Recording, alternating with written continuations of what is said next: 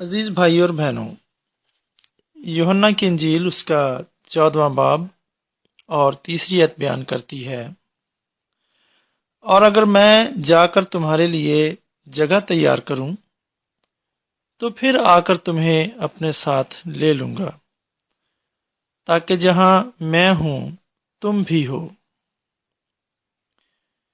Due کیسول بیان کرتا ہے، 1980 کی دہائی میں مجھے فلپائن میں کئی بار جانے کا اتفاق ہوا۔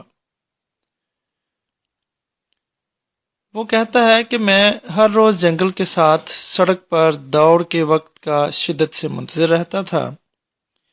یہ سڑک شہر سے اوپر پہاڑ کی طرف پھیلی ہوئی تھی اور اس کے ساتھ کا علاقہ بے حد خوبصورت تھا۔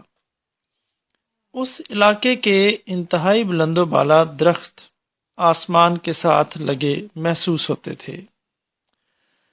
کبھی کبھار میں بہت ہی خوبصورت پھولوں کی خوشبو کے پاس سے دوڑ لگاتے ہوئے گزرتا۔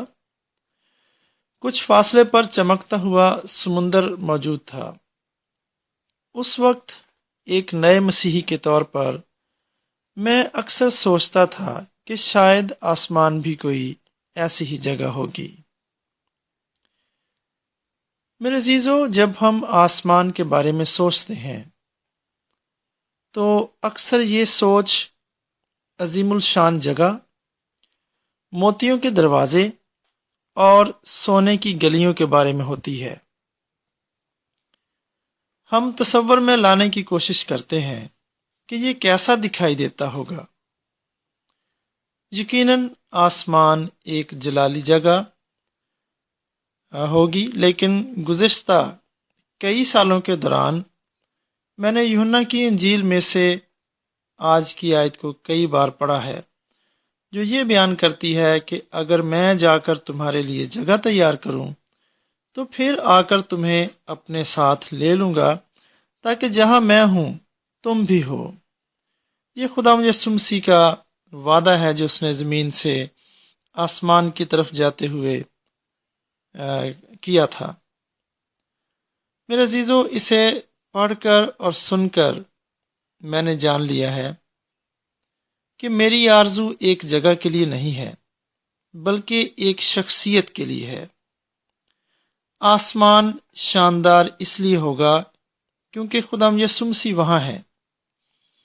ہم اس کے ساتھ ہوں گے اور اس کے چہرے کی طرف دیکھیں گے جو ہم سے ابدی محبت کے ساتھ پیار کرتا ہے۔ چنانچہ ہمیں اس طرح سے دعا مانگنی چاہیے: آئے پیارے خداوند یسوع، جب ہم روز کی مشکلات کا تجربہ کرتے ہیں تو ہماری مدد فرما کہ ابدیت پر دھیان کر سکیں۔